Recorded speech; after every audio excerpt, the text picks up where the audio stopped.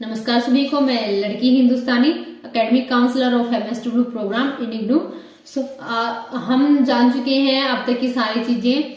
अब आगे हमारी बात आती है कि सेल्फ असेसमेंट रिपोर्ट यानी कि स्व मूल्यांकन रिपोर्ट हमें कैसे प्रिपेयर करनी होती है। तो उस रिपोर्ट को हमें जस्ट नॉर्मली साधारण रिपोर्ट की तरह ही मतलब तैयार करना होता है, शुरू करनी होती है कि कैसे शुरू हुआ था, क्या क्या जानकारी मिली। मतलब जैसे हम लिख सकते हैं कि सबसे पहले हमारी आगमन बैठक हुई, इंडक्शन मीटिंग हुई, किसके द्वारा ली गई, कहाँ पे ली गई, शुरुआत से जो हमारा प्रोसेस रहता है, लर्निंग प्रोसेस फर्स्ट डे से। उसके बाद हमने ये डिसाइड किया कि मैं वहां काम करूंगा, कैसे काम किया, क्या काम किया, क्या क्या एक्टिविटीज आपने की, यानी गतिविधियां आपने की, वो सारी चीजें इसमें लिखनी होती है। फिर हेडिंग बना के हम लिख सकते हैं। मेन पर्पज है कि 45 डेज की जो हमारी लर्निंग है वो हमें अच्छे तरीके से इसमें लिखनी है। हम पॉइंट्स बना सकते हैं कि हमारे जैसे आधारभूत कौशल यानी कि बेसिक स्किल्स क्या क्या यूज की है हमने ये काम करते टाइम। जैसे कि हमारे कुछ बेसिक स्किल्स के अगर मैं एग्जांपल कहूँ तो डोर टू डोर गए हम, लोगों की बातें सुनकर यानी कि लिसनिंग पीपल्स, इंटरव्यू लेकर, डायरी बनाना यानी कि सुनने की क्षमता हमारी, लिसनिंग एबिलिटी कैसे थी, हमने मेकिंग डायरी बनाई, नोट डाउन किया कि कैसे कैसे क्या क्या है, योजनाएं बनाना यानी कि मेकिंग प्लानिंग, किसी भी काम करने की हमने प्लानिंग बनाई है, मेंटेन कोऑर्डिनेशन तालमेल बनाना, टिप्पणी करके कमेंटिंग पीपल, ये सारी चीजें हमारी बेसिक स्किल्स हैं जो हमने यूज की, जो हम सेल्फ असेसमेंट रिपोर्ट स्व मूल्यांकन रिपोर्ट में इंक्लूड कर सकते हैं। फिर हम पॉइंट्स बना सकते हैं सेल्फ डेवलपमेंट आत्म विकास, तो उसमें हमें खुद का लिखना होता है, पहले क्या था, बाद में जैसे कैसे क्या है। ये हमारी खुद की समझ होती है कि हम क्या क्या हेडिंग बना सकते हैं सेल्फ असेसमेंट रिपोर्ट में। ये मैंने एक दो जस्ट पॉइंट आपको हेल्प के लिए गाइड मतलब सजेशन के लिए दिए हैं कि हाँ इस तरीके से आप कर सकते हो। हमारा लर्निंग प्रोसेस रहता है, सीखने की प्रक्रिया, उसमें हम लिख सकते हैं कि इस 45 डेज में सोशल वर्कर ने क्या सीखा। जैसे कि सामाजिक कार्य के बारे में सीखा, social worker learn about social work, समस्याओं का समाधान करना आपने सीखा है, learn solve problem arising during field work, आपने जो फील्ड वर्क था आपका, क्षेत्र कार्य था, उसके दौरान आने वाली समस्याओं को हल करना सीखा। प्रैक्टिकल नॉलेज आपको हुई है, जो आपको मतलब धरातल की जो नॉलेज का ज्ञान है वो आपको हुआ है, प्रैक्टिकल नॉलेज आपको मिली, इसमें काम करने से सीखने से आपको मिला। एंड ये जस्ट आपके करियर में नहीं बल्कि आपके पर्सनल लाइफ में भी, व्यक्तिगत जीवन में भी काफी काम आने वाली है। बहुत सारी स्किल्स हैं जो हमने सीखी। मतलब इस तरीके से हम अपना लर्निंग प्रोसेस लिख सकते हैं।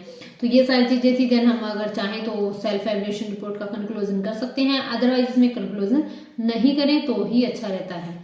तो उसके बाद आती है फिर हमारी इन द एंड संक्षिप्त रिपोर्ट यानी कि समरी रिपोर्ट। उसमें हमारे 5 orientation visit and date mention करनी होती है कि हमने जो उनका नाम लिखना होता है कि कहाँ कहाँ पे हमने ओरिएंटेशन विजिट किया था और किस डेट को किया था।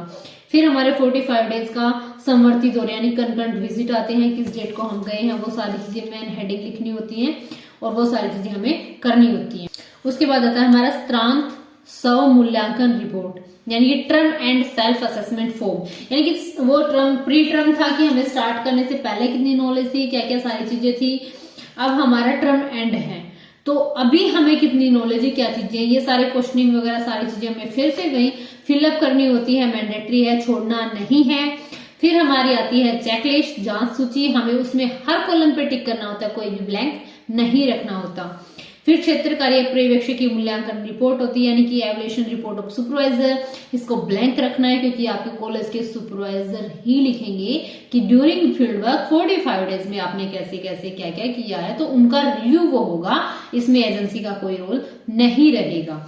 एंड फिर आएगा हमारा श्रेणी पत्र यानी कि ग्रेड सीट। इसमें हमारे कॉलेज की सुपरवाइजरी हमें मार्क्स देंगे, जो 100 मार्क्स है इंटरनल वो हमें देंगे, एक्सटर्नल मार्क्स हमारे रहेंगे, बाहरी जो नंबर रहेंगे वो यूनिवर्सिटी देगी और जो आंतरिक हैं वो कॉलेज सुपरवाइजर देंगे। फिर आता है एजेंसी सर्टिफिकेट, एजेंसी प्रमाण पत्र। अब ये जरूरी है, इसमें आपको अपनी डिटेल फिलअप करनी होती है और उनसे साइन और उनके डिटेल्स फिलअप करके एड्रेस नाम वगैरह उनके डिटेल्स फिलअप करा के उनके साइन स्टैंप लेने होते हैं।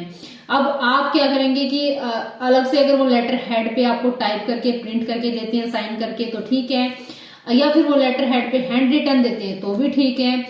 या फिर अगर वो कहते हैं कि नहीं जी हम प्रोवाइड नहीं करवा सकते, ऐसा कुछ भी नहीं है, तो यूनिवर्सिटी ने ये एजेंसी सर्टिफिकेट ऑलरेडी आपको इसलिए प्रोवाइड किया है कि आप इसको फिलअप करके इस पे साइन स्टैंप लेके इसकी फोटोकॉपी फ्रंट में पेस्ट कर सकते हैं।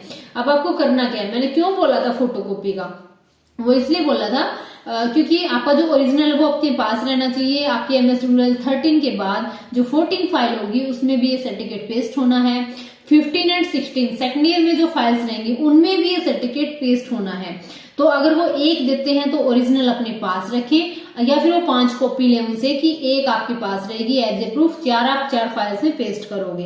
अगर एक देते हैं तो उसकी फोटोकॉपी सभी में पेस्ट करते रहे, अगर नहीं प्रोवाइड करवाते तो फाइल के जो एंड में रहेगा उसकी फोटोकॉपी आप पेस्ट कर सकते हैं। एक्स्ट्रा फोटोकॉपी अपने पास रखिए क्योंकि इन फ्यूचर सेकेंड ईयर में वो काम आने वाली हैं। अब इसमें गलतियां क्या क्या होती हैं वो मैं आपको अगले वीडियो में बताऊंगी कि हमें क्या क्या गलतियां करते हैं और किन चीजों का ध्यान रखना चाहिए।